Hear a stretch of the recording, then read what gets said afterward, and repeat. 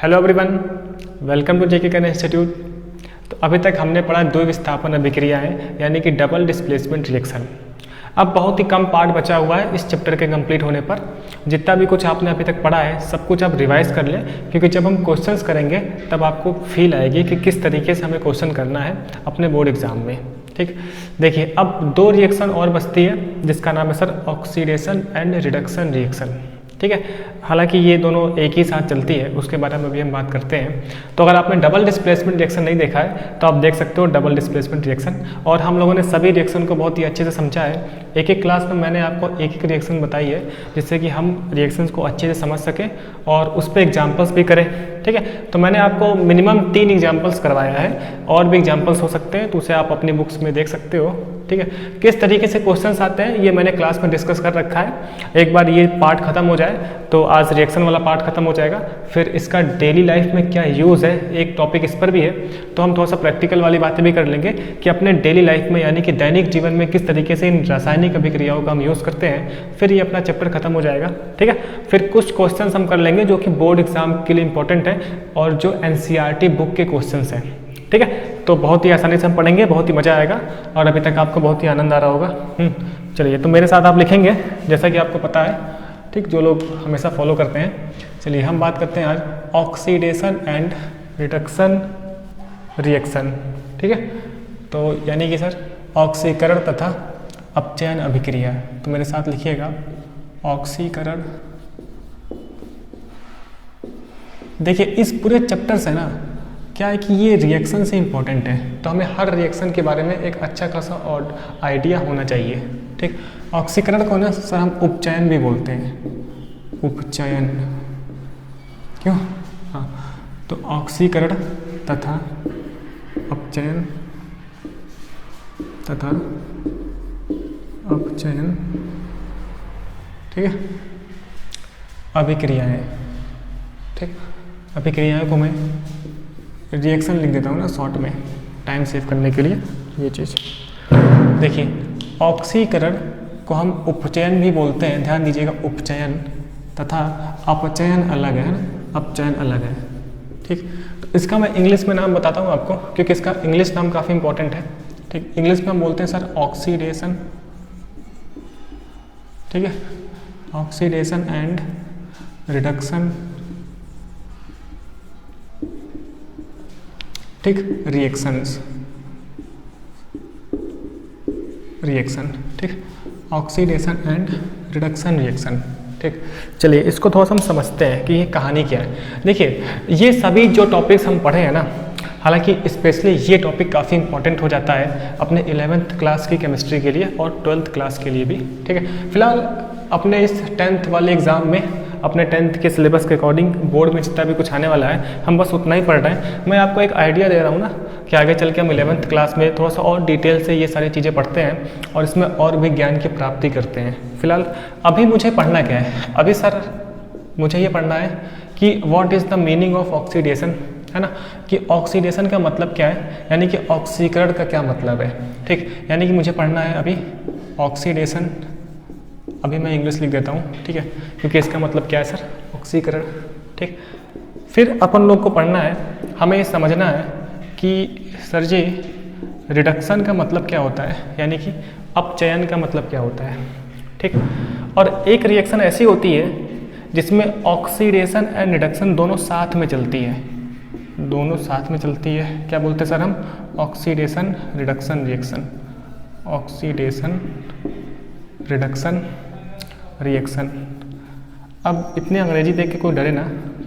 ठीक, ऑक्सीकरण अभिक्रिया, ठीक, ऑक्सीकरण अभिक्रिया, अपचयन अभिक्रिया, ठीक है, वहाँ लिखा हूँ ऑक्सीकरण अपचयन अभिक्रिया। ठीक है, या फिर उपचयन अपचयन अभिक्रिया। क्यों? उपचयन अभिकरण, हाँ, उपचयन एंड उपचयन अपचयन अभिक्रिया। ठीक, तो ये हिंदी के नाम काफ़ी अजीब होते हैं। हाँ जी, यानी कि सर आप ये कहना चाहते हो कि एक ऑक्सीडेशन रिएक्शन होती है, एक ऑक्सीकरण अभिक्रिया होती है जो कि एक अलग है अपने आप में, एक अपचयन अभिक्रिया है ये भी अलग है अपने आप में, और एक अभिक्रिया ऐसी होती है जिसमें ऑक्सीकरण तथा अपचयन दोनों होती है। है ना, जिसमें ऑक्सीकरण भी होती है और अपचयन भी होती है। यानी कि एक्चुअल में सर 3 रिएक्शन थी। एक ऐसी रिएक्शन जहाँ पर केवल ऑक्सीडेशन यानी कि केवल ऑक्सीकरण, दूसरी इस प्रकार की रिएक्शन जहाँ पर केवल अपचयन, ठीक है, और तीसरी ऐसी प्रकार की अभिक्रिया जिस अभिक्रिया में ऑक्सीकरण भी होगी और अपचयन भी होगी, यानी कि ऑक्सीडेशन भी हो रहा होगा और रिडक्शन भी हो रहा होगा, यानी कि 3 टाइप के रिएक्शन। अब स्पेशली जो अपने 10th के बोर्ड पॉइंट ऑफ व्यू से, यानी कि जो अपने 10th के सिलेबस में है ना बाय डिफ़ॉल्ट जो कि बताया नहीं है वो यही वाली है। यानी कि हमें जो अपने 10th के सिलेबस में पढ़ना है, हमें उसमें ऐसी प्रकार की अभिक्रियाएं देखनी है जिसमें ऑक्सीकरण भी हो रहा होगा और अपचयन भी हो रहा होगा, ठीक है। अच्छा, ऐसी रिएक्शंस जिसमें ऑक्सीकरण भी हो अपचयन भी हो तो उन्हें हम बोलते हैं सर रेडॉक्स रिएक्शन। क्या बोलते हैं सर? Redox reaction. तो रेडॉक्स अभिक्रिया, ठीक है, रेडॉक्स रिएक्शन। अब इसका हिंदी में भी नाम सर वही है, ऐसे बोलते हम लोग रेडॉक्स, ठीक है। इसका कुछ स्पेशल अलग से हिंदी का नाम नहीं है, ठीक है, हिंदी में ऐसे लिखते हैं हम रेडॉक्स अभिक्रिया। तो सर रेडॉक्स अभिक्रिया, ठीक है, ये चीज़। तो मैं आपको पहले अलग अलग करके समझाता हूँ, ठीक है, फिर मैं साथ में लिखवाता हूँ, है ना। तो सबसे पहले हम डेफिनेशन लिख लेते हैं क्योंकि परिभाषा काफ़ी इंपॉर्टेंट है अपने इस सिलेबस के पॉइंट ऑफ व्यू से। तो सबसे पहली परिभाषा हम लिखेंगे, फिर मैं आपको एग्जांपल से समझाऊंगा। पहले आप हेडिंग लिखिए ऑक्सीकरण, ऑक्सीकरण मेरे साथ लिखिए, है ना, ऑक्सीकरण, है ना, ब्रैकेट में उपचयन, है ना, अभिक्रिया, ऑक्सीकरण ब्रैकेट में उपचयन अभिक्रिया, ठीक। चलिए, तो इसमें आप पहला पॉइंट लिखिएगा, पहला पॉइंट लिखेंगे हम लोग ऑक्सीडेशन में, यानी कि ऑक्सीकरण अभिक्रिया में, है ना। पहला पॉइंट लिखिएगा। देखिए अभी कुछ भी नहीं लिखना है, सबसे पहले आपको हेडिंग लिखनी थी। हेडिंग लिखने के बाद आपको, ठीक है, सबसे पहले हेडिंग ये लिखनी है ऑक्सीकरण अभिक्रिया या फिर उपचयन अभिक्रिया, ठीक। उसके बाद सबसे पहला पॉइंट लिखना है जो कि मैं बोल रहा हूँ हमेशा की तरह, जो लोग लेक्चर देखते आ रहे हैं उन्हें पता है, ठीक। तो सबसे पहला पॉइंट लिखेंगे हम वे रासायनिक अभिक्रियाएं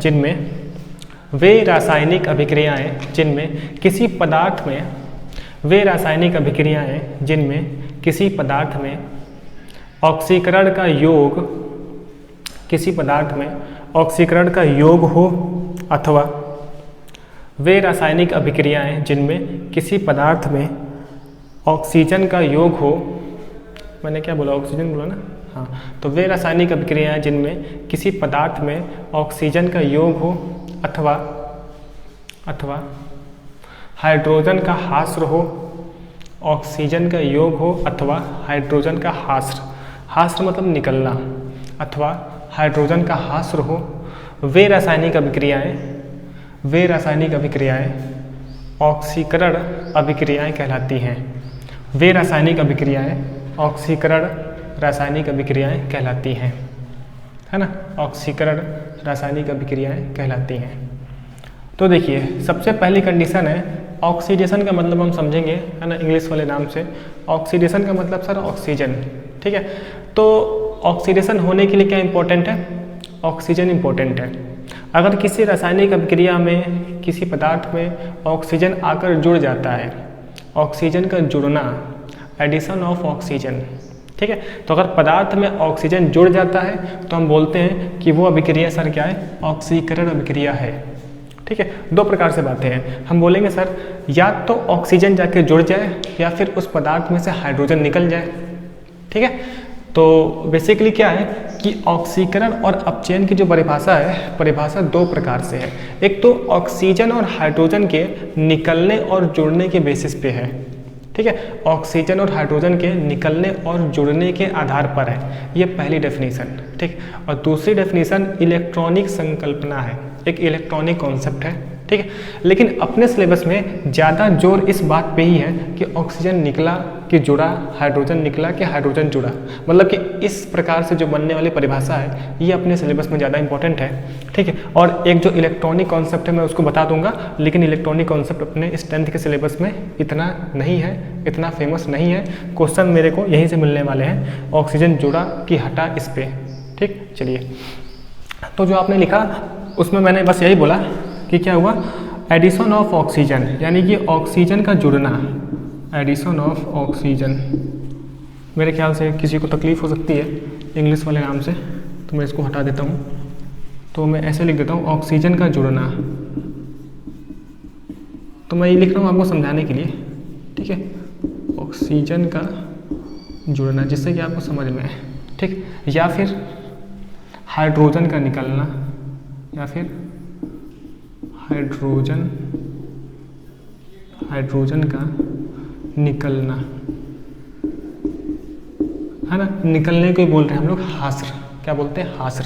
तो अगर किसी रासायनिक अभिक्रिया में किसी पदार्थ में ऑक्सीजन आके जुड़ जाता है या फिर हाइड्रोजन निकल जाता है, तो हम बोलते हैं कि वो अभिक्रिया सर ऑक्सीकरण अभिक्रिया है, ठीक है। तो सबसे पहली बार जिंदगी में हम ऑक्सीकरण अभिक्रिया 10th क्लास में पढ़ते हैं, इस वजह से मैं आपको थोड़ा अच्छे से समझा रहा हूँ, ठीक है। आगे चल के तो आप ये नाम सुन चुके हो, तो 11th में आपको प्रॉब्लम नहीं होगी, ठीक। समझ में आती है बात। चलिए अभी मैं आपको समझाता हूँ, एग्जाम्पल दे के समझाऊंगा। सबसे पहले आप सेकंड हेडिंग लिख लें, है ना, अपचयन अभिक्रियाएं। क्या सर, अपचयन। कृपया हिंदी के नाम पे थोड़ा सा ज़्यादा जोर दें आप लोग, क्योंकि हिंदी मीडियम में ना पेपर हिंदी में लिखना है, तो आपको ना हिंदी लिखनी पड़ेगी। तो ध्यान रखिएगा, ये उपचयन है, वो अपचयन है, ठीक है। तो मेरे साथ लिखिएगा आप, अपचयन, है ना, आगे अपचयन अभिक्रियाएं, है ना, अपचयन अभिक्रिया लिख लो, अपचयन अभिक्रिया, ठीक। अब ऑक्सीकरण का बिल्कुल अपोजिट, बिल्कुल इसका उल्टा सर क्या होगा, अपचयन होगा। क्या होगा सर, अपचयन होगा। यहाँ पर हम हाइड्रोजन को लेकर बात करते हैं, हाइड्रोजन को लेकर बात करेंगे, ठीक। चलिए पहले इसमें हम लिखेंगे सबसे पहला पॉइंट। हाँ जी, पहला पॉइंट लिखो आप, वे रासायनिक अभिक्रियाएं जिनमें किसी पदार्थ में, वे रासायनिक अभिक्रियाएं जिनमें किसी पदार्थ में हाइड्रोजन का जुड़ना तथा ऑक्सीजन का निकलना, वे रासायनिक अभिक्रियाएं जिनमें किसी पदार्थ में हाइड्रोजन का जुड़ना तथा ऑक्सीजन का निकलना हो, हाइड्रोजन का जुड़ना तथा ऑक्सीजन का निकलना हो, वे अभिक्रियाएं अपचयन अभिक्रियाएं कहलाती हैं। वे अभिक्रियाएं अपचयन अभिक्रियाएं कहलाती हैं, ठीक है। तो वीडियो पॉज करके आप रिपीट कर लेना, है ना। तो अब सर क्लियर है कि दो प्रकार से अभिक्रियाएं, मैं फिर से आपको समझा दूं, क्योंकि आप जिंदगी में पहली बार 10th क्लास में ये अभिक्रियाएं पढ़ते हैं, जिससे कि आपके मन में कोई भी डाउट ना हो, है ना, क्योंकि आगे चल के इसमें अभी आपको बहुत सारे डाउट होने वाले हैं, तो मैं सभी डाउट को क्लियर करते हुए चल रहा हूँ, ठीक। यानी कि सर ऑक्सीकरण अभिक्रिया का मतलब सर मैं याद रखूँगा कि ऑक्सीजन से है, और हम हमेशा जुड़ने वाली बात पर जोर देंगे। मतलब अगर किसी पदार्थ में ऑक्सीजन आके जुड़ जाता है तो वहाँ पर सर ऑक्सीडेशन अभिक्रिया होगी, या फिर उसमें से कहीं से हाइड्रोजन निकल जाएगा, तो सर मैं बोलूँगा वहाँ पर ऑक्सीकरण अभिक्रिया है, ठीक है। और दूसरी बात सर आपने बोली अपचयन अभिक्रिया, तो अपचयन अभिक्रिया में हम हाइड्रोजन पे जोड़ देंगे, है ना। यानी कि सर किसी पदार्थ में अगर हाइड्रोजन जाके जुड़ जाता है तो वहाँ पर अपचयन अभिक्रिया होगी, या फिर किसी पदार्थ में से क्या हो, ऑक्सीजन निकल जाए, तो सर बोलते हैं हम वहाँ पर अपचयन अभिक्रिया होगी, ठीक है। तो हाइड्रोजन और ऑक्सीजन के जुड़ने या फिर निकलने के आधार पर जो ऑक्सीकरण अपचयन अभिक्रियाएं होती हैं उसको मैंने आपको समझाया। यानी कि हम बोल सकते हैं कि जो अपचयन अभिक्रिया होती है वो ऑक्सीकरण अभिक्रिया की बिल्कुल अपोजिट होती है ना, बिल्कुल उसके उलट होती है, ठीक। तो मैं शॉर्ट में आपको लिख दूँ समझाने के लिए, यहाँ पर सर क्या होगा, हाइड्रोजन का जुड़ना, है ना, हाइड्रोजन। तो आप लोग नोट करके ना ये शॉर्ट फॉर्म लिख सकते हो, हाइड्रोजन का जुड़ना, ठीक। तो हाइड्रोजन का जुड़ना इसमें हो गया, इसमें सर क्या लिख सकते हैं, या फिर ऑक्सीजन का निकलना, या फिर ऑक्सीजन, हाँ जी, ऑक्सीजन का निकलना, ऑक्सीजन का निकलना। बात समझे ये चीज़, तो सर समझ में आता है। यहाँ पे ऑक्सीजन जुड़ रहा है, यहाँ पे हाइड्रोजन जुड़ रहा है, यहाँ ऑक्सीजन निकल रहा है एंड यहाँ पे हाइड्रोजन निकल रहा है, ठीक है, इस तरीके से। तो मेरे ख्याल से ये डेफिनेशन आपको क्लियर है, ठीक। चलिए इसके बाद नेक्स्ट हेडिंग लिखिएगा, रेडॉक्स रिएक्शन, रेडॉक्स अभिक्रियाएं, है ना। क्या लिखेंगे हम, मैं यहाँ पर लिखता हूँ थर्ड डेफिनेशन सर, रेडॉक्स, हाँ बिल्कुल ऐसे ही, रेडॉक्स अभिक्रिया। रेडॉक्स अभिक्रिया इंग्लिश का नाम भी सेम वैसे ही रहती है, रेडॉक्स अभिक्रिया, ठीक है ना। इसमें लिखिएगा पहला पॉइंट, है ना, वे रासायनिक अभिक्रियाएं वे रासायनिक अभिक्रियाएं जिनमें ऑक्सीकरण तथा अपचयन, वे रासायनिक अभिक्रियाएं जिनमें ऑक्सीकरण तथा अपचयन दोनों साथ साथ होती हैं, वे रासायनिक अभिक्रियाएं जिनमें ऑक्सीकरण तथा अपचयन दोनों साथ साथ होती हैं। रेडॉक्स अभिक्रिया ब्रैकेट में ऑक्सीकरण अपचयन अभिक्रिया कहलाती है ना। रेडॉक्स अभिक्रिया ब्रैकेट में ऑक्सीकरण अपचयन ब्रैकेट बंद अभिक्रिया कहलाती है। ठीक है, तो अगर किसी रिएक्शन में ऑक्सीकरण भी हो रहा हो और अपचयन भी हो रहा हो तो मैं उस अभिक्रिया को बोलूँगा सर रेडॉक्स अभिक्रिया। और अपने 10th के सिलेबस में इस रेडॉक्स अभिक्रिया पे ज़्यादा जोर देना है, यानी कि इसी प्रकार की अभिक्रियाओं के एग्जाम्पल्स मुझसे पूछे जाएंगे या फिर जो भी मुझे उदाहरण दिया जाएगा उसमें मुझे बताना पड़ेगा कि किसका ऑक्सीडेशन हो रहा है और किसका रिडक्शन हो रहा है। ठीक है, सिंपल सी बात है ना। तो मेरे ख्याल से अब आप समझ पा रहे हो कि मुझे 10th में ना इन दोनों को अलग अलग नहीं पढ़ना है, इन दोनों को साथ में ही पढ़नी है। किसी एक रिएक्शन में ऑक्सीडेशन भी होगा और रिडक्शन भी होगा, तो इस रिएक्शन को मैं सर बोलता हूँ रेडॉक्स रिएक्शन। और इस रेडॉक्स रिएक्शन के बारे में ही अपने को डिटेल से पढ़ना है। डिटेल से मतलब इसके एग्जाम्पल्स ही पढ़ने हैं। ठीक है, तो मेरे ख्याल से यहाँ तक क्लियर है आपको, अब यहाँ तक कोई भी डाउट नहीं है। ठीक, चलिए क्लियर हो गया ये। तो मैंने आपको ये 3 डेफिनेशन लिखवा दी। ठीक, आप नोट करके लिख सकते हो ना, क्योंकि मैं बार बार बोल रहा हूँ कि आगे चल के आपको थोड़ा सा डाउट आएगा, मतलब कि आप भूल जाओगे चीज़ों को। तो अब अगर आपने कॉपी बहुत ही अच्छे से प्रिपेयर की है, जितना भी कुछ आपने फर्स्ट लेक्चर से आज तक पढ़ा है अच्छे से प्रिपेयर किए, ध्यान से सुना है, तो आपको कोई भी डाउट नहीं होगा। आप 100% ये प्रोबेबिलिटी है कि आप बोर्ड में आए हुए क्वेश्चन को बहुत ही आसानी से सॉल्व कर लोगे, है ना। और बहुत ही आसानी से आप अटेम्प्ट करोगे, लिख लोगे, अगर आपने ईमानदारी से सारे लेक्चर देखे हैं तो। ठीक है, तो अपने साथ ईमानदारी बहुत ज़रूरी है। ठीक, चलिए नोट करके हम बात कर सकते हैं। नोट करके आप लिख लेना इस 2 पॉइंट को, है ना, इस 2 पॉइंट को, है ना, फॉर ऑक्सीडेशन, है ना। नोट करके लिखोगे, नोट करके नीचे, है ना, जितना भी कुछ हमने लिखा है उसके नीचे आप डालोगे नोट, फिर आप इस पॉइंट को लिख लो शॉर्टकट में याद रखने के लिए, फिर आप अपचयन के लिए ये पॉइंट लिख लो शॉर्टकट में याद रखने के लिए। ठीक है, चलिए तो हमने 3 डेफिनेशन देखी और अभी मैं आपको एग्जाम्पल करवाता हूँ, फिर वहाँ से अभी आपको फिर कुछ नई बातें और सिखाता हूँ, फिर मैं समझाता हूँ कि किस तरीके से बोर्ड में क्वेश्चन आएगा और कैसे मुझे एग्जाम्पल को ध्यान रखना है। ठीक है, चलिए तो मिलते हैं हम लोग इसको रफ ऑफ करने के बाद, और जितना भी कुछ मैंने कहा इसको अच्छे से लिखें और अच्छे से पढ़ें। मिलते हैं एक छोटे से ब्रेक के बाद। हाँ जी, ठीक है, तो ब्रेक ख़त्म, अब चलते हैं हम एग्जाम्पल के साथ। तो 3 एग्जाम्पल दूंगा और 3 एग्जाम्पल में ही सब कुछ ख़त्म।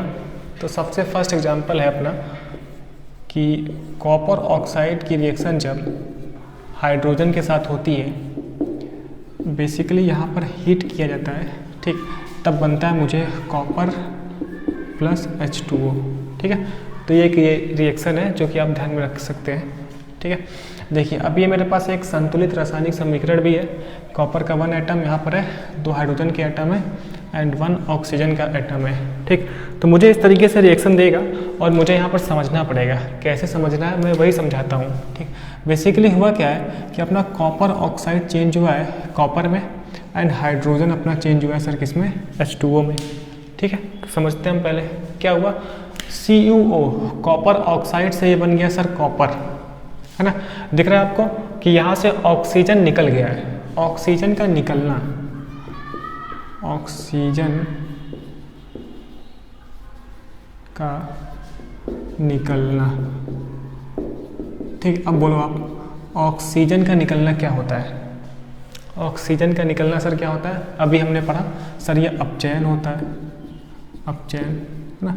यानी कि अपचयन वो अभिक्रिया होती है जिसमें या तो हाइड्रोजन जुड़ जाए या फिर ऑक्सीजन निकल जाए। तो इसमें सेकंड वाला केस अप्लाई हुआ कि ऑक्सीजन का निकलना यानी कि अपचयन।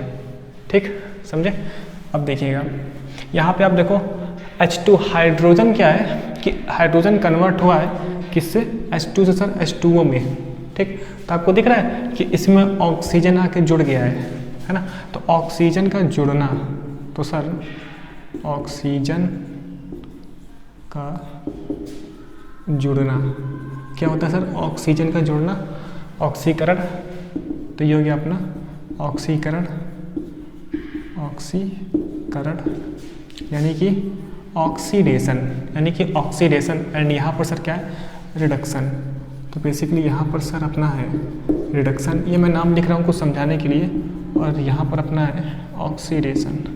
ठीक है, तो सबसे पहले मुझे ये समझ में आना चाहिए, पहचानने में आना चाहिए कि किसका ऑक्सीडेशन हो रहा है और किसका, है ना, किसका रिडक्शन हो रहा है। ठीक, तो ये दो रिएक्शन थी, तो आप समझे, ये रिएक्शन एक अलग थी जिसमें केवल ऑक्सीडेशन हो रहा है, यानी कि सॉरी, ये एक रिएक्शन अलग थी जिसमें केवल सर अपचयन हो रहा है। ठीक, और ये रिएक्शन अलग थी, है ना, जिसमें सर ऑक्सीडेशन हो रहा है। ठीक है, तो दो अलग अलग रिएक्शन थी जिनको साथ में मिलाकर एक रिएक्शन लिखी हुई है।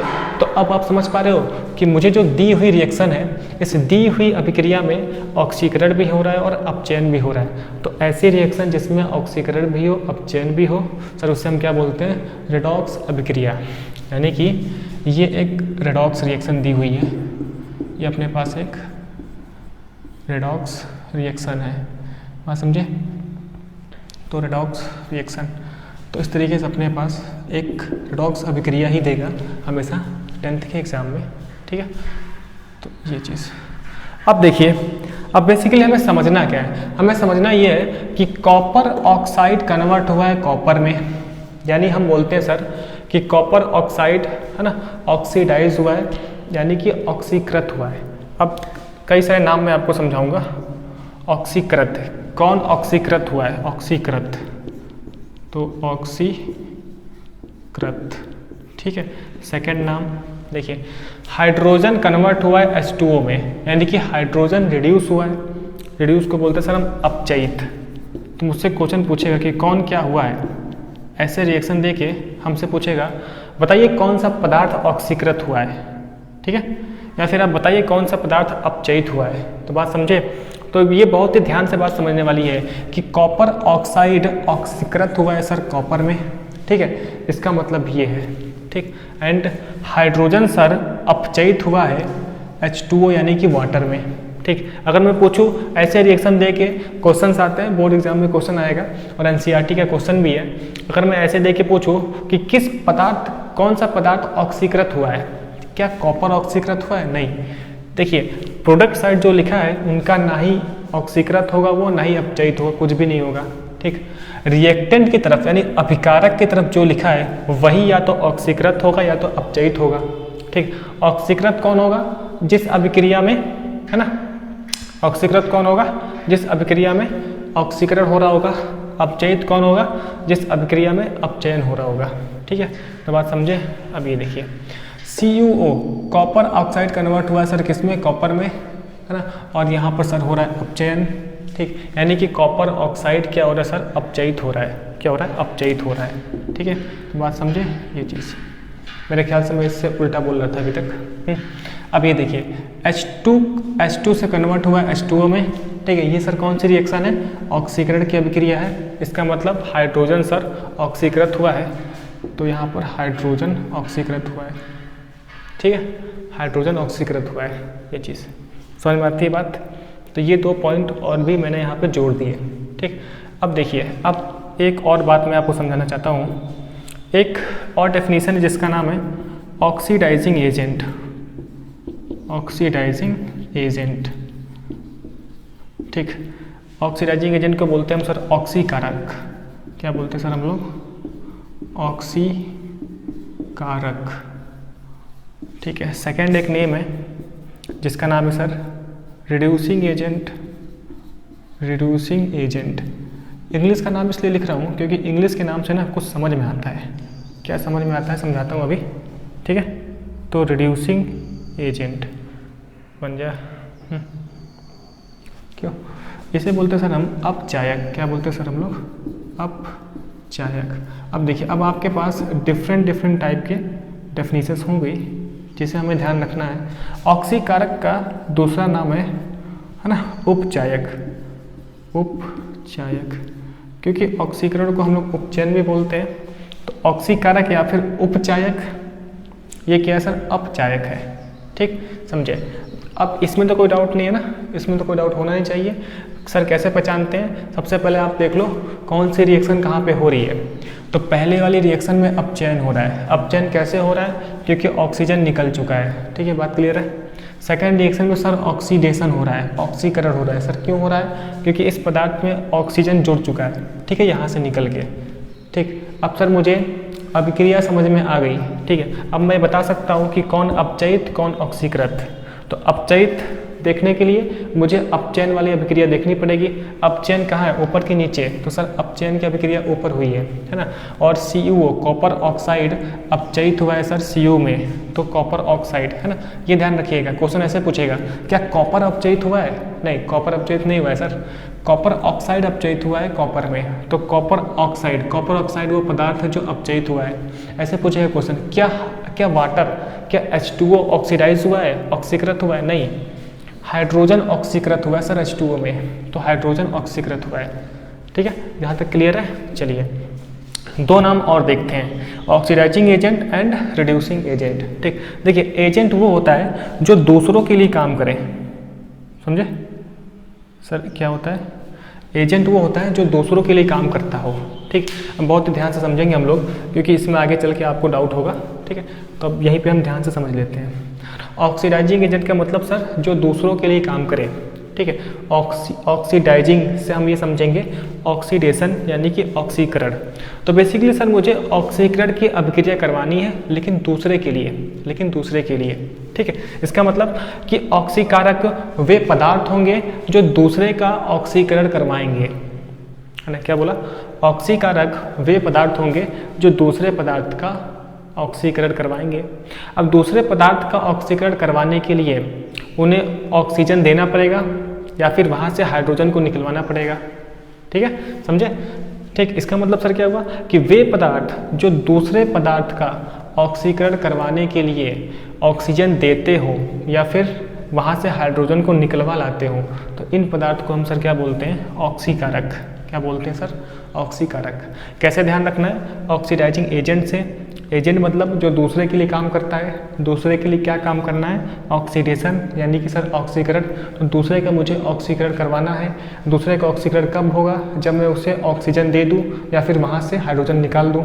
ठीक है, तो वे पदार्थ जो किसी दूसरे पदार्थ को ऑक्सीजन देते हो या फिर हाइड्रोजन को निकलवा लाते हो, उन्हें सर हम बोलते हैं ऑक्सीकारक। ठीक, अब इसका अपोजिट सर क्या हो जाएगा? अपचायक, है ना। समझिए, रिड्यूसिंग एजेंट मतलब जो दूसरे के लिए काम करता हो।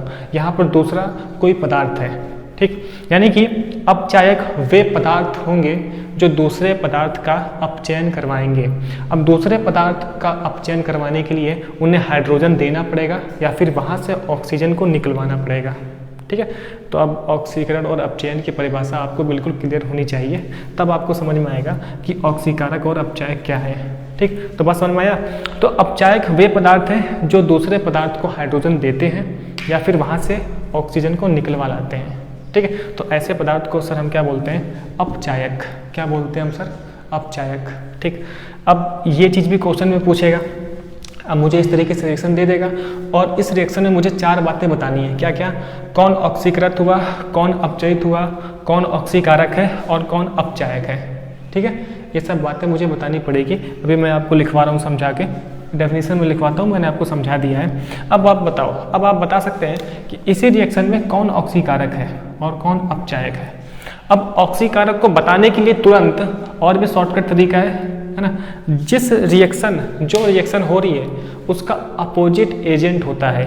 अब जैसे अगर ये अपचयन की अभिक्रिया है तो यहाँ पर ना ऑक्सीडाइजिंग एजेंट होगा। ठीक, अभी समझाता हूँ मैं कैसे। अब जैसे देखिए ये क्या है सर? है अपचयन की अभिक्रिया, यानी कि सर यहाँ पर रिडक्शन हो रहा है, तो ये एक ऑक्सीडाइजिंग एजेंट है। ये एक ऑक्सीडाइजिंग एजेंट है। ऑक्सीडाइजिंग एजेंट का मतलब सर ऑक्सीकारक, ये अपना ऑक्सीकारक। ठीक है, लिख देता हूँ मैं ऑक्सीकारक। समझे? अब देखिए ये रिएक्शन थी सर ऑक्सीडेशन की, यानी कि यहाँ पर ऑक्सीकरण की अभिक्रिया हो रही है, तो इसका अपोजिट तो ये होगा सर एक रिड्यूसिंग एजेंट। तो ये अपना हो गया एक रिड्यूसिंग एजेंट।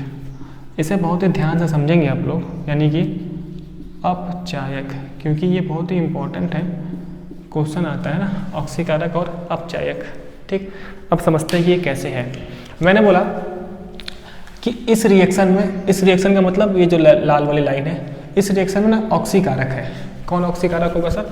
कॉपर ऑक्साइड क्या होगा? एक ऑक्सीकारक होगा, ठीक है, क्योंकि कॉपर ऑक्साइड ही किस में कन्वर्ट हुआ है? Cu में कन्वर्ट हुआ है। अब यहाँ पर सबसे पहले हम समझ लें, टेल को पकड़े आप, जो टेल पे है ना सब्सटेंस, यही सब्सटेंस है। ये टेल मतलब पूंछ, उसको बोलते हैं हम हेड। ये जो सब्सटेंस है ना, ये पदार्थ, ये वही पदार्थ है ना। यहाँ पर सर मैंने बोला आपको रिड्यूसिंग एजेंट, यानी कि इस अभिक्रिया में रिड्यूसिंग एजेंट होगा। कौन होगा सर? हाइड्रोजन। तो हाइड्रोजन एक रिड्यूसिंग एजेंट होगा, ठीक। अब सर इसको परिभाषा से आप बता दो, कैसे समझा पाओगे, ठीक। तो आप देखो, सबसे पहले हम समझते हैं इसको लेके। तो मैंने बोला कि ये अपना एक ऑक्सीकारक है। क्या है सर? ऑक्सीकारक है। अब मतलब कि CuO, कॉपर ऑक्साइड एक अपना ऑक्सीकारक है। तो ऑक्सीकारक यानी कि कॉपर ऑक्साइड। तो ऑक्सीकारक वे पदार्थ होते हैं जो दूसरे का ऑक्सीकरण करवाते हैं, तो दूसरे का ऑक्सीकरण के लिए उन्हें ऑक्सीजन देंगे, ठीक। तो मैंने सर क्या बोला कि कॉपर ऑक्साइड एक ऑक्सीकारक है, तो ये दूसरा हाइड्रोजन है, दूसरे का ऑक्सीकरण करवाएगा, दूसरे का ऑक्सीकरण करवाएगा। अब दूसरे का ऑक्सीकरण करवाने के लिए इसे ऑक्सीजन देगा, इसे ऑक्सीजन देगा। देखो आप, कॉपर ऑक्साइड ने हाइड्रोजन को ऑक्सीजन दिया, तो इसका ऑक्सीकरण हो गया, तो H2O बन गया, ठीक है। तो इस वजह से कॉपर ऑक्साइड एक सर क्या है? ऑक्सीकारक है ना।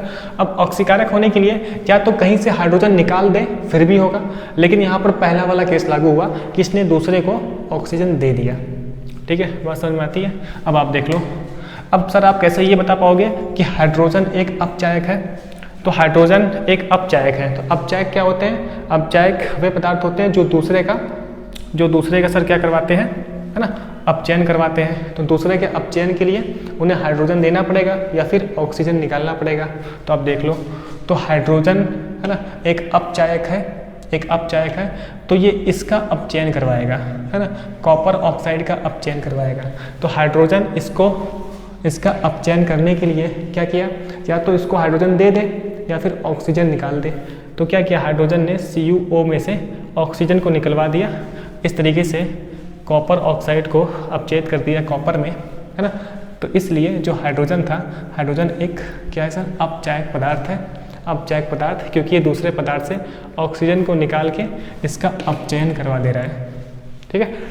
तो मेरे ख्याल से यहाँ तक सारी कहानी क्लियर है, ठीक। कोई भी डाउट होता है आप वीडियो को रिपीट कर लेना, तो वहाँ पर सब चीज़ें समझ में आ जाएगी, ठीक है। तो फाइनली मैं आपको एक बार फिर समझा देता हूँ कि तुरंत पता करने के लिए क्या करेंगे? सबसे पहले आपको एक रिएक्शन दी जाएगी और वो रिएक्शन होगी रेडॉक्स रिएक्शन। क्या होगी सर? Redox reaction. मैं थोड़ा सा टाइम ले रहा हूँ समझाने पे, क्योंकि समझ में नहीं आएगा तो कुछ कर नहीं पाएंगे आप लोग, ठीक है। समय अपना देखें। हाँ, तो जो मुझे बोर्ड एग्जाम में रिएक्शन देगी वो एक रिएक्शन होगी रेडॉक्स रिएक्शन। सबसे पहली बात, सबसे पहले मुझे इस तरीके से इंडिकेट करना पड़ेगा, ऐसे मुझे दर्शाना पड़ेगा कि कौन सी रिएक्शन ऑक्सीडेशन वाली है, कौन सी रिएक्शन रिडक्शन वाली है, ठीक। तो वो तो हम डेफिनेशन से समझा ले जाएंगे कि ऑक्सीजन का निकलना, हाइड्रोजन का जुड़ना, वो देख लेंगे हम, ठीक है, पता कर लोगे। तो सबसे पहले आप देख लो कि कौन सी रिएक्शन कहाँ पे हो रही है, ठीक। उसके बाद जो रिएक्शन हो रही है ना, उसका उल्टा एजेंट होता है। जैसे अगर यहाँ पर रिडक्शन हो रहा है तो यहाँ पर हो ना हो पक्का ऑक्सीडाइजिंग एजेंट होगा, है ना। अगर रिएक्शन ऑक्सीकरण की है तो हो ना हो पक्का यहाँ पे अपचायक होगा, है ना, उल्टा होता है। अब ये किस तरीके से होता है इसका मैंने लॉजिकल एग्जांपल अभी आपको समझाया, ठीक। तो मुझे एक रिएक्शन में 4 बातें पूछेगा, NCERT में भी 4 बातें पूछी गई है। कौन ऑक्सीकृत हो रहा है, कौन अपचयित हो रहा है, कौन ऑक्सीडाइज हो रहा है, कौन रिड्यूस हो रहा है, कौन ऑक्सीडाइजिंग एजेंट है और कौन अपना रिड्यूसिंग एजेंट है। यानी कि ऑक्सीकारक का नाम बताइए, अपचायक का नाम बताइए। ये सब कोई ना कोई पदार्थ ही होंगे, पदार्थ जो कि लेफ्ट हैंड साइड लिखे होंगे, ठीक है। अब उल्टा कर करके खूब पूछ सकते हैं, हमसे पूछेगा क्या H2O अपचायक है? तो H2O अपचायक नहीं है सर, H2 अपचायक है। मुझसे ऐसे क्वेश्चन पूछेगा क्या कॉपर ऑक्सीकारक है ना, ऑक्सीकारक है। 4 स्टेटमेंट होगा, उसमें से कौन सा रॉन्ग है, कौन सा सही है, कौन सा गलत है बताओ। लिखा होगा कॉपर एक ऑक्सीकारक है, फिर लिखा होगा कॉपर ऑक्साइड एक ऑक्सीकारक है। तो कौन सा सही है सर? कॉपर ऑक्साइड एक ऑक्सीकारक है ना। कॉपर ऑक्सीकारक है क्या? नहीं, ये बात गलत है, ठीक है। क्योंकि जो टेल पे होता है, जो पूंछ पे होता है, वही सब्सटेंस अपना, है ना, वहाँ पर दिया होता है।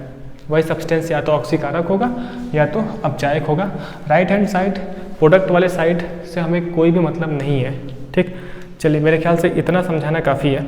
अब आपको समझ में आ गया, है ना। यानी कि जो ऑक्सीकृत हुआ है ना, वो अपना अपचायक होगा, है ना, वो अपना अपचायक होगा, ठीक। ठीक। और जो अपचयित हुआ है ना वो अपना ऑक्सीकारक होगा CuO, बता ले जाओगे। देखिए ऑक्सीकारक CuO, अपचायक हाइड्रोजन, अपचायक हाइड्रोजन, ठीक है। तो 4 बातें पूछी जाएगी, समझ में आ गया बात, ठीक। तो आप सबसे पहले देख लो कौन ऑक्सीकृत हुआ है कौन अपचयित हुआ है, तो इसका अपोजिट हो जाएगा उसका एजेंट। अगर ये ऑक्सीकृत हुआ है तो ये क्या हो जाएगा सर, अपचायक हो जाएगा। अगर ये पदार्थ अपचयित हुआ है तो ये कौन सा एजेंट होगा, अगर अपचयित हुआ है तो सर ये अपना ऑक्सीकारक वाला एजेंट होगा, यानी कि ये ऑक्सीकारक कहलाएगा। हिंदी में एक ही नाम है ऑक्सीकारक, इंग्लिश का नाम है ऑक्सीडाइजिंग एजेंट, ठीक। तो मेरे ख्याल से इतना समझाना काफ़ी ठीक है ना। इतना समझाना, मैंने सारी बातें आपको समझा दी है बहुत ही आसान भाषा में, रिपीट करके आप एक बार समझ सकते हो। मैं एक बार लिखवा देता हूँ ना, लिखवाना कैसे है। देखिए ये सारी चीज़ें जो मैंने यहाँ पर बोर्ड पे लिखी है ये आपको सब कुछ लिखना है। उससे पहले आप हेडिंग लिख लें ऑक्सीकारक। सबसे पहले हम हेडिंग लिखेंगे ऑक्सीकारक, है ना। लिखो आप ऑक्सीकारक या फिर उपचायक, ऑक्सीकारक या फिर उपचायक, ठीक है। तो इसमें सबसे पहला पॉइंट लिखेंगे हम, ये सब बाद में लिखना अभी आप, ठीक है।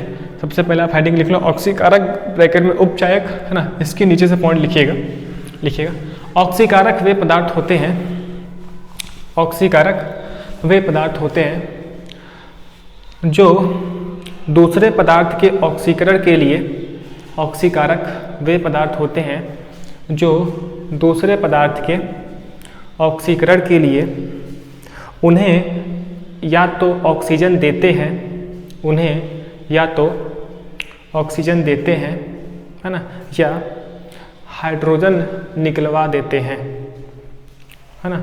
या तो ऑक्सीजन देते हैं, है ना, या तो हाइड्रोजन निकलवा देते हैं, ठीक है। ऐसे समझ लेंगे अपनी भाषा में, ठीक।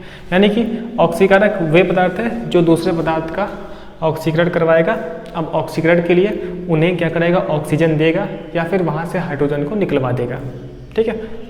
सिंपल सा, जैसे कि मैंने ये पढ़ा, है ना। ठीक है, तो क्लियर है। सेकंड लिखिएगा डेफिनेशन अपचायक। क्या लिखेंगे हम लोग, अपचायक। तो अपचायक में लिख लीजिएगा अपचायक वे पदार्थ होते हैं जो दूसरे पदार्थ का ऑक्सीकरण करवाते हैं। लिखिए अपचायक वे पदार्थ होते हैं जो दूसरे पदार्थ का, है ना, जो दूसरे पदार्थ का ऑक्सीकरण करवाते हैं। इसके लिए जो दूसरे पदार्थ का ऑक्सीकरण करवाते हैं, इसके लिए ये, है ना, इसके लिए ये दूसरे पदार्थ को या तो हाइड्रोजन देते हैं या फिर वहाँ से ऑक्सीजन को निकलवा देते हैं। इसके लिए ये दूसरे पदार्थ को या तो हाइड्रोजन देते हैं, है ना, या ऑक्सीजन निकलवा देते हैं, या ऑक्सीजन निकलवा देते हैं, ठीक है। तो अपना ये अपचायक था जो कि दूसरे पदार्थ को या तो हाइड्रोजन देगा या फिर वहाँ से ऑक्सीजन को निकलवा देगा, ठीक है। मेरे ख्याल से आप समझ चुके हो, तो इसे आप अपनी भाषा में भी लिख सकते हो, मैंने अपनी लैंग्वेज में ही बोल के लिखवाया। तो मेरे ख्याल से क्लियर है आपको, ऑक्सीकारक क्लियर है, अपचायक क्लियर है, ठीक है। चलिए अब क्या करो, अब आप इस पूरे रिएक्शन को जिस तरीके से मैंने लिखा है ना, हर एक बात को लिख लो। आप चाहो तो इंग्लिश वाले वर्ड भी लिख लेना समझने के लिए। अब इस तरीके से पूरा बना ले आप सीन, ऐसे बना के आप एक एक बात लिख लो। ऑक्सीकृत कौन हुआ है, कौन अपचयित हुआ है, फिर इस तरीके से कौन ऑक्सीकारक है, कौन अपचायक है, ठीक। तो जो मैंने बोल के 2 डेफिनेशन लिखवाई, इसके बाद आप ये पूरा इस तरीके से लिख लो, ठीक है। वीडियो को पॉज करके लिख लें आप, ठीक है। इतना लिख लिया, है ना, इतना लिख लिया, ठीक। इतना लिखने के बाद नीचे से लिखिएगा आप। अच्छा, मैं एक ही रिएक्शन में ना आपको सारी बातें समझा दे रहा हूँ, उसके बाद इतना नहीं करेंगे हम, ठीक। सारी बातें लिख ली, अब नीचे लिखिएगा, नीचे से आप लिखिएगा, है ना।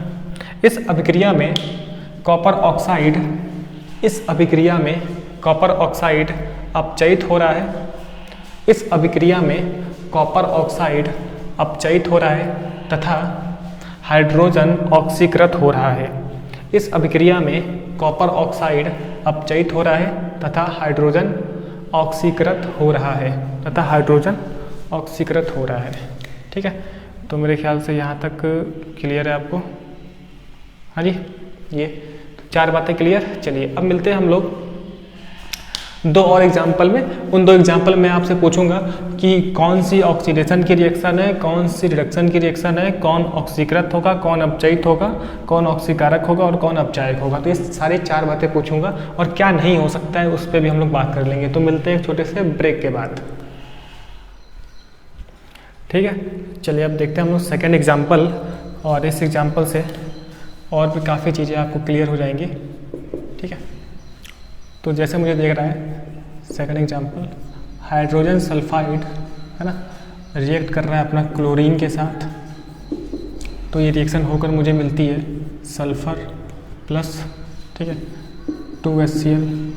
तो मैंने यहाँ पर एक बैलेंस केमिकल इक्वेशन लिख दी है, 2 हाइड्रोजन के एटम, क्लोरीन का 2 एटम, सल्फर का 1 एटम, ठीक। तो आपको बतानी है कि किस तरीके से यहाँ पर ऑक्सीडेशन हो रहा है, ऑक्सीकरण हो रहा है या फिर अपचयन हो रहा है। आप देखो H2S hydrogen sulphide sir convert हो रहा है सल्फर में, एंड क्लोरीन सर कन्वर्ट हो रहा है किसमें, HCl में, ठीक। तो मेरे साथ साथ आप बोलिएगा यहाँ पर सर क्या हुआ, हाइड्रोजन का निकला ना, हाइड्रोजन निकल गया तब सल्फर बचा, यानी कि सर यहाँ पर हाइड्रोजन का निकलना ऐसे ऊपर लिखा जाता है, ठीक है, हाइड्रोजन का निकलना, ठीक है, हाइड्रोजन का निकलना है ना। यहाँ देखो आप, यहाँ क्या हुआ, क्लोरीन में हाइड्रोजन आके जुड़ गया है, तो यहाँ पर अपना है हाइड्रोजन का जुड़ना। तो बेसिकली यहाँ पर अब हाइड्रोजन को लेकर बातें होने लगी है, ठीक है। तो सर हाइड्रोजन का जुड़ना, ठीक है, ये चीज़। अब आप बताओ किस तरीके से आप बता पाओगे। देखिए हाइड्रोजन का निकलना क्या होता है सर, ऑक्सीडेशन होता है ना, यानी कि ऑक्सीकरण हमने अभी भी पढ़ा है कि अगर किसी पदार्थ में ऑक्सीजन जुड़ता है तो हम सर उसे बोलते हैं कि वहाँ पर ऑक्सीकरण हो रहा है या फिर हाइड्रोजन निकल रहा है, ठीक। यानी कि सर ऊपर वाली रिएक्शन क्या है, ऑक्सीकरण हो रहा है, यहाँ पर ये ऑक्सीकरण वाली रिएक्शन है, ऑक्सीकरण हो रहा है, ठीक। क्लोरीन में सर क्या होता है कि यहाँ पर तो सर मुझे हाइड्रोजन जुड़ता हुआ दिख रहा है, हाइड्रोजन का जुड़ना किस में होता है सर, अपचयन में होता है, रिडक्शन में होता है। तो ये हो गया अपना एक अपचयन, ठीक है। तो हम डेफिनेशन से कौन सी रिएक्शन क्या है ये पहचानना बहुत ही आसान है, ठीक है। या तो ऑक्सीजन की बात होगी जुड़ने की या निकलने की, या तो हाइड्रोजन के जुड़ने और निकलने की बात होगी। तो ऑक्सीजन के लिए, ऑक्सीडेशन के लिए बस उल्टा कॉन्सेप्ट है, अगर हाइड्रोजन निकल रहा होगा तो क्या होगा सर, ऑक्सीडेशन होगा यानी कि ऑक्सीकरण होगा। अगर हाइड्रोजन जुड़ रहा होगा ना तब मेरे पास अपचयन होता है, ये अभी हमने पढ़ा, ठीक। और मुझे एक ऐसी रिएक्शन दी है जहाँ पर ऑक्सीकरण अपचयन दोनों एक ही में हो रही है। तो इस वाले रिएक्शन को अभी आपने बताया कि सर मैं इसे बोलता हूँ रिडॉक्स रिएक्शन। यहाँ पर आप लोग अभिक्रिया लिख लेना, है ना, रिडॉक्स रिएक्शन, ठीक। अब वही 4 बातें मुझे पूछनी है आपसे कि कौन सा पदार्थ, ऐसा कौन सा पदार्थ है जो ऑक्सीकृत हो रहा है, जो सर क्या हो रहा हो, ऑक्सीकृत हो रहा हो, है ना। वो कौन सा पदार्थ है सर जो अपचयित हो रहा हो, क्यों अपचयित हो रहा हो, है ना, ये चीज़। ऐसा कौन सा पदार्थ है जो ऑक्सीकारक की तरह काम करेगा, जो सर क्या होगा, ऑक्सीकारक होगा, ये चीज़। तो अपना ऑक्सीकारक यानी कि ऑक्सीडाइजिंग एजेंट। अब सर वो पदार्थ कौन सा होगा जो अपचायक होगा, जो सर अपचायक होगा यानी कि सर रिड्यूसिंग एजेंट होगा। तो ये बात देखने के लिए ना, ऑक्सीकृत कौन सा पदार्थ है ये देखने के लिए पहले मुझे ऑक्सीकरण की अभिक्रिया देखनी पड़ेगी। तो ये रहा सर ऑक्सीकरण की अभिक्रिया, पूंछ से स्टार्ट होता है और है ना हेड पे ख़त्म होता है, ठीक। तो हम बोलते हैं सर कि हाइड्रोजन सल्फाइड ऑक्सीकृत हुआ है सल्फर में, ठीक। एंड क्लोरीन सर, है ना, क्लोरीन अपचयित हुआ है सर किसमें, HCl यानी कि हाइड्रोजन क्लोराइड में, ठीक। तो ऑक्सीकृत के लिए मैंने देखा ऑक्सीकरण की अभिक्रिया, और यहाँ से मैंने H2O को देख लिया, H2S को देख लिया, ठीक। यानी कि ये एरो दिखाने का मतलब ही मुझे ये समझ में आना चाहिए कि हाइड्रोजन सल्फाइड ऑक्सीकृत हुआ है सल्फर में, इसका मतलब सर क्या है, अपचयन की अभिक्रिया है। तो क्लोरीन अपचयित हुआ है HCl में, हाइड्रोजन क्लोराइड में, ठीक है, बात समझ में आती है ना। अपचयित के लिए अपचयन की अभिक्रिया यानी कि सर क्लोरीन, है ना, क्लोरीन अपचयित हुआ है किसमें, HCl में, हाइड्रोजन क्लोराइड में, ठीक। तो मेरे ख्याल से यहाँ तक आपको कोई भी दिक्कत नहीं है। गलत क्वेश्चन कैसे होगा, है ना, ये क्या सल्फर ऑक्सीकृत हुआ है, क्या सल्फर ऑक्सीकृत हुआ है, नहीं, गलत है सर, H2S ऑक्सीकृत हुआ है। ठीक है, एक और गलत क्वेश्चन जो एनसीईआरटी में गलत स्टेटमेंट दिया हुआ है, मुझे दरअसल स्टेटमेंट के फॉर्म में भी क्वेश्चन आता है कि कौन सा स्टेटमेंट गलत है इस रिएक्शन के लिए।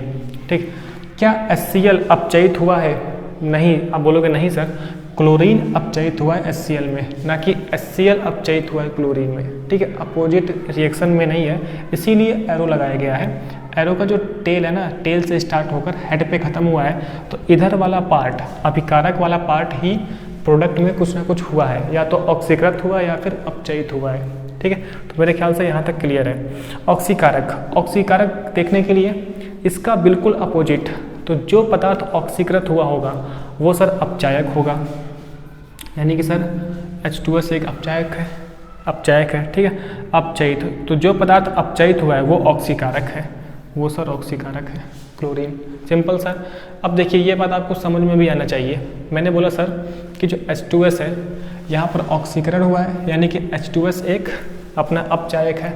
अपचायक कौन से होते हैं, अपचायक वे पदार्थ होते हैं जो दूसरे का अपचयन करते हैं, तो दूसरे को अपचयन करने के लिए हाइड्रोजन देना पड़ेगा या फिर वहाँ से ऑक्सीजन को निकालना पड़ेगा। तो आप देख लो, है ना, ये हो गया अपना H2S। तो H2S एक अपचायक है जो दूसरे पदार्थ का अपचयन करेगा, अपचयन करने के लिए इसे हाइड्रोजन दे देगा। तो H2S ने क्लोरीन को हाइड्रोजन दिया, तो आप देखो क्लोरीन अपचयित हो गया HCl में, समझे। तो इसलिए H2S क्या है, एक अपचायक है। ये क्यों है ये बात मैं समझा रहा हूँ, आप डायरेक्ट देखकर तुरंत लिख सकते हो। अब यहाँ से क्लोरीन एक ऑक्सीकारक है, तो क्लोरीन एक ऑक्सीकारक है। ऑक्सीकारक क्या होते हैं, जो दूसरे पदार्थ का ऑक्सीकरण करवाते हैं। अब दूसरे पदार्थ का ऑक्सीकरण करवाने के लिए उन्हें या तो ऑक्सीजन देना पड़ेगा या फिर वहाँ से हाइड्रोजन को निकलवाना पड़ेगा। तो आप देख लो, क्लोरीन मैंने बोला सर एक ऑक्सीकारक है, ये H2S का ऑक्सीकरण करेगा। H2S का ऑक्सीकरण करने के लिए या तो इसको ऑक्सीजन दे देगा, वाला कॉन्सेप्ट यहाँ पे नहीं लग रहा है, या फिर इससे हाइड्रोजन को निकलवा देगा। तो क्लोरीन ने H2S में से हाइड्रोजन को निकलवा दिया। इस प्रकार क्लोरीन ने H2S को, है ना, ऑक्सीकृत कर दिया सल्फर में। तो H2S को क्लोरीन ने ऑक्सीकृत कर दिया किसमें, सल्फर में। ठीक, तो इस प्रकार ठीक क्लोरीन अपना एक क्या है सर, ऑक्सीकारक है। तो क्लोरीन अपना एक ऑक्सीकारक है। ठीक है, तो मैंने हर स्टेटमेंट का एक लॉजिकल, है ना, आंसर दे दिया, आपको समझा दिया है, और ये किस तरीके से लिखना है डायरेक्ट आप समझ सकते हो। ठीक, अब आप ये पूरा लिख लें, इसके बाद मैं एक रिएक्शन और आपको समझाता हूँ, तो आपको बिल्कुल इमेज क्लियर हो जाएगी, पूरी कहानी आपको समझ में आ जाएगी। क्या इंपॉर्टेंट है, सबसे ज़्यादा इंपॉर्टेंट है ऑक्सीडेशन और रिडक्शन की डेफिनेशन, जो ऑक्सीजन और हाइड्रोजन के जुड़ने या फिर निकलने पर बेस्ड है। ठीक है, ये वाली बात, क्योंकि जब तक आप सही रिएक्शन नहीं पहचान कर पाओगे ना, तब तक आप ये चीज़ सही से लिख नहीं पाओगे। अगर इसमें आपने गलती कर दी तो इसको भी आप गलत ही लिख दोगे। ठीक है, तो मेरे ख्याल से सबसे पहला टास्क, सबसे पहला काम ये है कि कौन सी अभिक्रिया का ऑक्सीकरण हो रहा है और किसका अपचयन हो रहा है, इसको आप पहले इस तरीके से इंडिकेट कर लें, दर्शा लें। ठीक है, उसके बाद फिर से मैं आपको समझा रहा हूँ, है ना, गंदी आदत है। ऑक्सीकृत देखने के लिए आप देखो ऑक्सीकरण की अभिक्रिया, सर ये ऑक्सीकरण की अभिक्रिया, टेल वाला सब पदार्थ ही होगा वो ऑक्सीकृत हो जाएगा। अपचयित देखने के लिए आप देखो अपचयन की अभिक्रिया, सर ये अपचयन की अभिक्रिया है, तो पूंछ में जो पदार्थ है वही अपचयित हो जाएगा। अब इसका अपोजिट हो जाएगा एजेंट, अगर ये ऑक्सीकृत हो रहा है तो ये अपचायक होगा। अगर क्लोरीन सर अपचयित हो रहा है तो क्लोरीन एक ऑक्सीकारक होगा। अब क्लोरीन ऑक्सीकारक क्यों हुआ, ये डेफिनेशन से मैंने आपको अभी समझाया। ठीक है, H2S क्यों अपचायक हुआ, ये मैंने डेफिनेशन से आपको अभी समझाया, बहुत ही आसानी से, है ना, बहुत ही अच्छे से। ठीक, चलिए तो मैं आपको एक एग्जांपल और करवाता हूँ, उसमें आपको बताना है कि ये चारों भाई कौन से होंगे। ठीक है, तो मैं इसको लिख दूंगा, इसको रफ करता हूँ, मिलते हैं एक छोटे से ब्रेक के बाद। ठीक है, चलिए तो एक थर्ड एग्जाम्पल आपके लिए, उसमें आपको ये सब बताना है कौन क्या होगा। तो थर्ड लास्ट एग्जाम्पल। ठीक है, तो ये जितनी भी कहानी है वो सब ऑक्सीजन और हाइड्रोजन के निकलने या फिर जुड़ने के बेस पर है। ठीक, देखिए जैसे कि एक रिएक्शन है, zinc oxide reacts with carbon and it gives zinc and carbon monoxide. ठीक है, ये एक रिएक्शन है जहाँ पर जिंक ऑक्साइड कार्बन के साथ रिएक्शन करके जिंक बना रहा है एंड कार्बन मोनोऑक्साइड बनवाता है। हाँ जी, अब आप इसमें बताएं किसका क्या हुआ। ठीक, अब मैं इतना नहीं लिखूंगा क्योंकि आपको इतना समझ में आ चुका है, तो मैं थोड़ी सी बातें लिखूंगा, आपको समझ रहे हो। हाँ, देखिए आप, जिंक ऑक्साइड कन्वर्ट हुआ है जिंक में। ठीक है सर, ऑक्सीजन निकल चुका है। ऑक्सीजन का निकलना क्या होता है सर? अपचयन होता है, अपचयन होता है। ठीक है, मैं उतना नहीं लिख रहा हूँ। आप देखो, कार्बन सर कन्वर्ट हुआ है कार्बन मोनोऑक्साइड में, तो कार्बन में ऑक्सीजन का जुड़ना, तो सर ऑक्सीजन का जुड़ना सर क्या होता है? ऑक्सीकरण होता है। यानी कि यहाँ पर सर ऑक्सीकरण हो रहा है, ऑक्सीकरण हो रहा है। ठीक है, बहुत ही आसान, समझिए, है ना। अब तो काफ़ी आसान हो गया बताना, है ना। अब कौन सा पदार्थ ऑक्सीकृत हुआ है उसके लिए मुझे देखना पड़ेगा कि ऑक्सीकरण की अभिक्रिया कौन सी है। तो सर ये ऑक्सीकरण की अभिक्रिया है, यानी कि कार्बन अपना ऑक्सीकृत हुआ है कार्बन मोनोऑक्साइड यानी CO में। एंड आप देखो जिंक ऑक्साइड सर अपचयित हुआ है किसमें? जिंक में। यानी कि अपचयित कौन हो रहा है? जिंक ऑक्साइड, है ना। जिंक ऑक्साइड अपना अपचयित हो गया। ठीक, अब तो आपने बोला सर जो ऑक्सीकृत होता है वो अपचायक होता है, यानी कि कार्बन एक अपचायक है। ठीक, और जो अपचयित होता है वो ऑक्सीकारक होता है, यानी कि ZnO जिंक ऑक्साइड एक ऑक्सीकारक है। आप देख भी सकते हो ऑक्सीकारक क्या होते हैं? जो दूसरे पदार्थ का ऑक्सीकरण करवाते हैं। इसके लिए क्या करेंगे? ये दूसरे को ऑक्सीजन दे देंगे। तो देखो, इसने कार्बन को ऑक्सीजन देकर कार्बन से ये ऑक्सीकृत हो गया कार्बन मोनोऑक्साइड में। सिंपल सी बात है ना। आप देखो कार्बन क्या है सर? अपना एक अपचायक है। अपचायक क्या होते हैं? जो दूसरे पदार्थ का अपचयन करवाते हैं। इसके लिए ये दूसरे पदार्थ में से ऑक्सीजन को निकलवा देते हैं। देखो आप, तो इस तरीके से जिंक ऑक्साइड अपचयित हो गया किसमें सर? जिंक में। तो जिंक ऑक्साइड अपचयित हो गया सर किसमें? जिंक में। ठीक है, समझे। और अपने आप में जो ये एक रिएक्शन दी हुई थी वो सर क्या थी? एक रिडॉक्स रिएक्शन थी, क्योंकि इसमें ऑक्सीकरण अपचयन दोनों साथ साथ हो रहा है। तो ये अपनी एक रिडॉक्स अभिक्रिया। ठीक, तो यहाँ तक आपको सब बातें क्लियर। क्या गलत स्टेटमेंट होता है ना? गलत स्टेटमेंट ये होता है ना कि हाँ, यहाँ से देख लो आप। हाँ, कार्बन मोनोऑक्साइड, क्या कार्बन मोनोऑक्साइड ऑक्सीकृत होता है? क्या कार्बन मोनोऑक्साइड ऑक्सीकृत होता है? नहीं, गलत। कार्बन ऑक्सीकृत होता है ना। क्या जिंक अपचयित होता है इस रिएक्शन में? नहीं, गलत। जिंक ऑक्साइड अपचयित होता है। ठीक है, तो ये सब कुछ स्टेटमेंट है ना, कुछ रिएक्शंस हैं, कुछ स्टेटमेंट है जो कि आपसे बोर्ड एग्जाम वाला पूछ सकता है। और NCERT में भी इस टाइप के क्वेश्चंस हैं। तो मेरे ख्याल से अब आपको कोई भी दुख तकलीफ नहीं होगी इस प्रकार के क्वेश्चंस को करने पे। बस आपका टारगेट अच्छा होना चाहिए, आपको सारी बातें क्लियर होनी चाहिए, किसका ऑक्सीकरण हो रहा है, किसका अपचयन हो रहा है। फिर आप बता ले जाओगे कि कौन ऑक्सीकारक है, कौन अपचायक है, एंड कौन अपना ऑक्सीकृत हो रहा है एंड अपना कौन अपचयित हो रहा है। तो अभी तक हमने ये पढ़ा ऑक्सीडेशन, ऑक्सीकरण, अपचयन, ऑक्सीकारक, अपचायक, ठीक, रिडॉक्स रिएक्शन, पूरा अच्छे से समझा। ठीक है, एंड 3 एग्जाम्पल तक खत्म। तो ये जो मेरे पास कॉन्सेप्ट होता है जो ऑक्सीजन और हाइड्रोजन के निकलने या फिर जुड़ने पर आधारित है, ये एक पुराना कॉन्सेप्ट है ना, मॉडर्न कॉन्सेप्ट नहीं है। आधुनिक कॉन्सेप्ट सर किस पे चलता है? इलेक्ट्रॉन के बेसिस पे चलता है, इलेक्ट्रॉन के निकलने और जुड़ने पर आधारित है। ठीक है, तो मैं इलेक्ट्रॉनिक वाला कॉन्सेप्ट आपको बता देता हूँ, लेकिन ज़्यादातर पार्ट जो अपना रिलेट करता है 10th वाला बोर्ड के पॉइंट ऑफ व्यू से, वो यही वाला पार्ट है।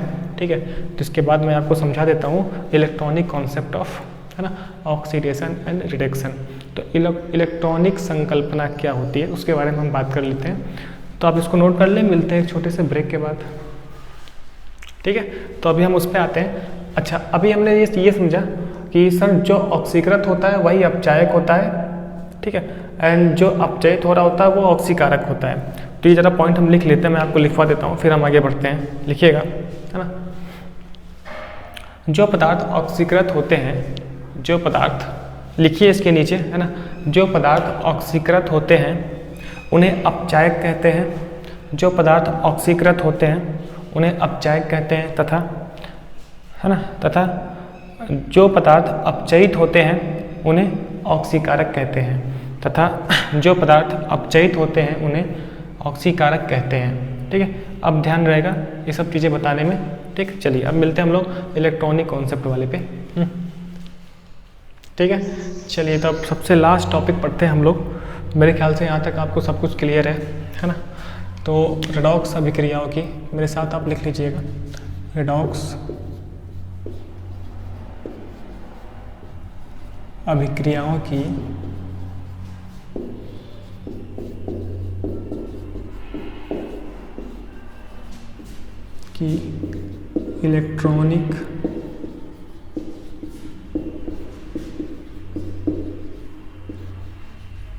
इलेक्ट्रॉनिक का मतलब इलेक्ट्रॉन से संकल्पना।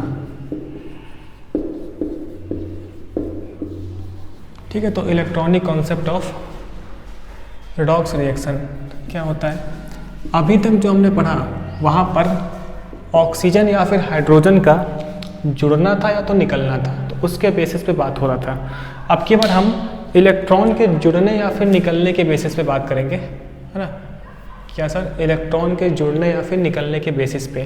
तो सबसे पहले आप हेडिंग लिखिए ऑक्सीकरण।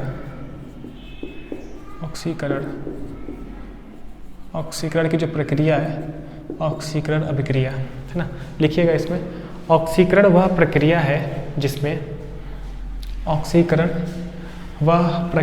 जिसमें कोई परमाणु अथवा आयन, ऑक्सीकरण वह प्रक्रिया है जिसमें कोई परमाणु अथवा आयन एक या एक से अधिक इलेक्ट्रॉन खोता है। ऑक्सीकरण वह प्रक्रिया है जिसमें कोई परमाणु अथवा आयन एक या एक से अधिक इलेक्ट्रॉन खोता है। ठीक है, सेकंड पॉइंट लिखिएगा। तो जो इलेक्ट्रॉन खोने वाला परमाणु है उसे बोलते हैं हम ऑक्सीकरण, है ना। यानी कि ऑक्सीडेशन में लॉस ऑफ इलेक्ट्रॉन होता है, इलेक्ट्रॉनों का निकलना होता है, समझे। सेकंड पॉइंट लिखिएगा अपचयन। तो अपचयन, अभी मैं इसमें 2 एग्जाम्पल दूंगा, आपको सब कुछ समझ में आ जाएगा, है ना। लिखिएगा अपचयन में सबसे पहला पॉइंट, अपचयन वह प्रक्रिया है जिसमें कोई परमाणु अथवा आयन, अपचयन वह प्रक्रिया है जिसमें कोई परमाणु अथवा आयन एक या एक से अधिक इलेक्ट्रॉन ग्रहण करता है। क्या बोला सर आपने? अपचयन वह प्रक्रिया है जिसमें कोई परमाणु अथवा आयन एक या एक से अधिक इलेक्ट्रॉन ग्रहण करता है। ठीक, तो इलेक्ट्रॉन खोने वाली जो स्पीसीज का मतलब पदार्थ है ना, तो जो इलेक्ट्रॉन खोने वाला परमाणु अथवा आयन है वो सर क्या है? ऑक्सीकरण है ना। वहाँ पर ऑक्सीकरण हो रहा है। और जब इलेक्ट्रॉन ग्रहण होती है, दरअसल ना ये और ये एक प्रक्रिया है। तो अगर इलेक्ट्रॉन खोने वाली प्रक्रिया होगी तो हम सर बोलेंगे ऑक्सीकरण, इलेक्ट्रॉन ग्रहण करने वाली होगी तो हम बोलेंगे सर अपचयन। ठीक, ये चीज़ इट मीन्स यहाँ पे होता है sir loss of electron, electron का निकलना। इलेक्ट्रॉन का खोना लिख देता हूँ, खोना। यहाँ पर इलेक्ट्रॉन खो रहा है, खोना, इलेक्ट्रॉन का निकलना। यहाँ पर सर क्या है? इलेक्ट्रॉन का ग्रहण। यहाँ पर इलेक्ट्रॉन ग्रहण कर रहा है कोई परमाणु अथवा आयन। ठीक है, नेक्स्ट पॉइंट लिखिएगा आप। अब फिर से वही बात, अपचायक कौन है? अपचायक एंड सेकंड ऑक्सीकारक कौन है? ऑक्सीकारक यानी कि oxidizing agent and reducing agent. देखो आप उल्टा होता है ना, अगर ऑक्सीकरण जहाँ पे हो रहा होगा उससे संबंधित जो पदार्थ है वो अपचायक होगा, जहाँ पे अपचयन हो रहा होगा, जिस पदार्थ का अपचयन हो रहा होगा वो सर क्या कहलाएगा? ऑक्सीकारक। ठीक, तो यहाँ पे लिख लीजिएगा आप, इलेक्ट्रॉन खोने वाला परमाणु अथवा आयन, है ना। इलेक्ट्रॉन खोने वाला परमाणु अथवा आयन अपचायक कहलाता है। पहला पॉइंट, इलेक्ट्रॉन खोने वाला परमाणु अथवा आयन अपचायक कहलाता है। ठीक, सेकंड हेडिंग ऑक्सीकारक में लिखिएगा, इलेक्ट्रॉन ग्रहण करने वाला परमाणु अथवा आयन, इलेक्ट्रॉन ग्रहण करने वाला परमाणु अथवा आयन ऑक्सीकारक कहलाता है। तो है ना, इलेक्ट्रॉन ग्रहण करने वाला परमाणु अथवा आयन ऑक्सीकारक कहलाता है। ठीक, अब सर यहाँ पे आयन क्यों बन गया? क्योंकि जो कोई भी एटम है, कोई भी परमाणु है, अगर वो इलेक्ट्रॉन खोता है या फिर इलेक्ट्रॉन ग्रहण करता है तो वहाँ पर मेरे पास आयन बनते हैं, है ना, धनायन बनता है और सर क्या बनता है, ऋणायन बनता है। इस पर मैंने एक बार बात की थी। एक तो बनेगा मेरे पास धनायन जिसे हम बोलते हैं केटायन, और एक बनता है सर ऋणायन, ऋणायन जिसमें निगेटिव चार्ज होता है उसे बोलते हैं हम एनायन। इन दोनों को मिलाकर सर क्या बोलते हैं हम, आयन। ठीक, तो अगर इलेक्ट्रॉन निकल जाता है किसी एटम में से तो उस पर पॉजिटिव चार्ज आता है, ये बात हमें पता है। पॉजिटिव चार्ज शो करता है इलेक्ट्रॉनों की कमी को, और निगेटिव चार्ज क्या बताता है कि उसके पास इलेक्ट्रॉन अधिक है, इलेक्ट्रॉनों की अधिकता है। ठीक है, तो बात समझे। तो इलेक्ट्रॉनिक कॉन्सेप्ट जो है यही मॉडर्न कॉन्सेप्ट है, आधुनिक परिकल्पना है या फिर आधुनिक संकल्पना है, आधुनिक कॉन्सेप्ट है ऑक्सीडेशन और रिडक्शन रिएक्शन के लिए, समझे, यानी कि रिडॉक्स रिएक्शन के लिए। ठीक है, रिडॉक्स रिएक्शन के लिए मॉडर्न कॉन्सेप्ट यही है ना। हालांकि ये चीज़ बहुत ही डिटेल से अपने सिलेबस में नहीं है, 10th में वही इंपॉर्टेंट है, ऑक्सीजन हाइड्रोजन का जुड़ना निकलना जो मैंने अभी बताया। ठीक, ये भी कॉन्सेप्ट दिया तो मैं आपको समझा दे रहा हूँ बस। तो एक बात सर क्लियर है कि loss of electron is known as oxidation and gain of electron is known as reduction. Sir क्या बोला आपने, वही बात है कि इलेक्ट्रॉन का खोना निकलना ऑक्सीडेशन है, इलेक्ट्रॉन का ग्रहण करना सर क्या है, अपचयन है। सर एग्जांपल बताइए। हाँ लो एग्जांपल लो आप, जैसे देखो आप Na, ठीक है, सोडियम और क्लोरीन का जब रिएक्शन होता है तो सर बनता है NaCl, Na plus Cl minus, ऐसे Na प्लस और Cl माइनस। ठीक, अब मुझे एक बैलेंस केमिकल इक्वेशन लिखना है, 2 सोडियम, ठीक है, 2 सोडियम। स्टेट की बात नहीं कर रहा, हमें स्टेट सब इतना मतलब नहीं है कि कौन सॉलिड कौन लिक्विड है ना।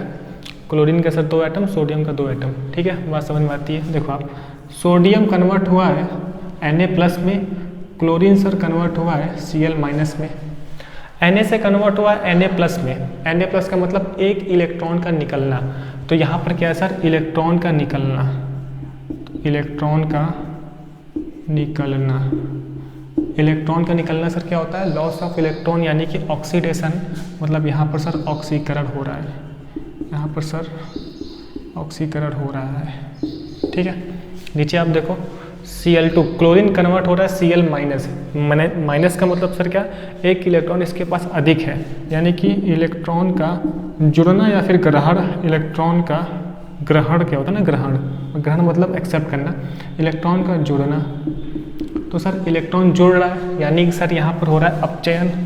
तो बेसिकली यहाँ पर अपना है अपचयन, है ना। और जो अपने रिएक्शन दी हुई है उसमें ऑक्सीकरण अपचयन दोनों साथ साथ में हो रहे हैं, यानी कि मुझे एक रिडॉक्स रिएक्शन दी हुई है। सही है, बात समझ में आता है, इलेक्ट्रॉन का जुड़ना, बात समझ में आती है।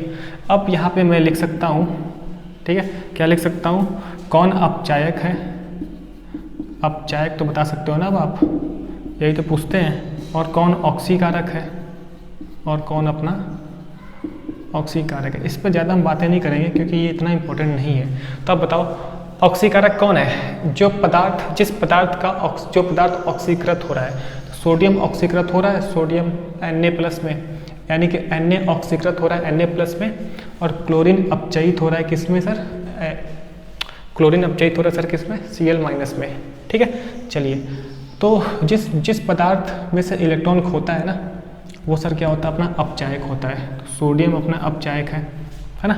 और जिस पदार्थ में इलेक्ट्रॉन का ग्रहण हो रहा होता है, क्लोरीन में इलेक्ट्रॉन एक्सेप्ट किए गए हैं, तो क्लोरीन अपना सर क्या हो जाएगा, है ना, ऑक्सीकारक। उल्टा होता है ना, उल्टा।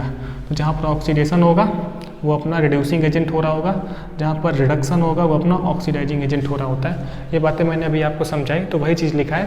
अगर हम ऑक्सीकृत की बात करें तो कौन ऑक्सीकृत हो रहा है सर, है ना, सोडियम ऑक्सीकृत हो रहा है। तो जो ऑक्सीकृत होता है वो अपचायक होता है ना। और क्लोरीन क्या हो रहा है सर, अपचयित हो रहा है। तो जो अपचयित होता है वो ऑक्सीकारक होता है। क्लियर है यहाँ तक, सही है। बस यहाँ पर मैंने इलेक्ट्रॉनिक कॉन्सेप्ट से आपको समझा दिया, सही है। चलिए एक एग्जाम्पल और कर लेते हैं हम लोग, तो एक एग्जाम्पल और कर लेते हैं जिससे कि इसमें भी आपको कोई भी डाउट ना रहे, इलेक्ट्रॉनिक कॉन्सेप्ट को भी लेकर कोई भी डाउट ना रहे। ठीक है, जैसे देखो आप एक एग्जांपल मैं आपको और करवाता हूँ। जैसे आप देखो जिंक था और क्या था, H प्लस था, तो ये कन्वर्ट हुआ Zn2 प्लस में, भाग्यलाइट ये कन्वर्ट हुआ सर H2 में। ठीक है। चलिए, तो हम ये देख रहे थे और अभी लाइट आ चुकी है ना। तो आप देखें Zn कन्वर्ट हुआ है Zn से Zn2+ में, है ना। 2 इलेक्ट्रॉन निकाल के जिंक कन्वर्ट हो रहा है Zn से Zn2+ में। इलेक्ट्रॉन का निकलना सर क्या होता है? ऑक्सीकरण। ऑक्सीकरण क्यों ऑक्सीकरण? यहाँ देखो आप H+ इलेक्ट्रॉन की कमी थी, H+ से कन्वर्ट हो चुका है H2 में, यानी कि यहाँ पर इसने इलेक्ट्रॉन एक्सेप्ट कर लिया। ठीक है, प्लस का मतलब सर क्या है? इलेक्ट्रॉन की कमी है ना, 2 से मल्टीप्लाई है, यानी कि इसके पास 2 इलेक्ट्रॉन की कमी है। तो इसने 2 इलेक्ट्रॉन को एक्सेप्ट करके, जो कि Zn ने 2 इलेक्ट्रॉन दिए थे, ये 2 इलेक्ट्रॉन एक्सेप्ट करके H+ किस में कन्वर्ट हो गया सर? H2 में कन्वर्ट हो गया, यानी कि इलेक्ट्रॉन का जुड़ना, है ना। तो H+ में इलेक्ट्रॉन जुड़ा है, तो इलेक्ट्रॉन का जुड़ना सर होता है अपचयन। तो अपना ये हो गया अपचयन। क्या हो गया सर? अपना अपचयन। ठीक है, तो अब बता दें आप, ठीक, इलेक्ट्रॉन इलेक्ट्रॉन का निकलना, जिसमें से इलेक्ट्रॉन निकलता है वो अपचायक होता है Zn, यानी कि सर Zn ऑक्सीकृत हुआ है Zn2+ में, और जो ऑक्सीकृत होता है वो अपचायक होता है। क्यों? H+ सर किस में H+ अपचयित हुआ है H2 में, है ना।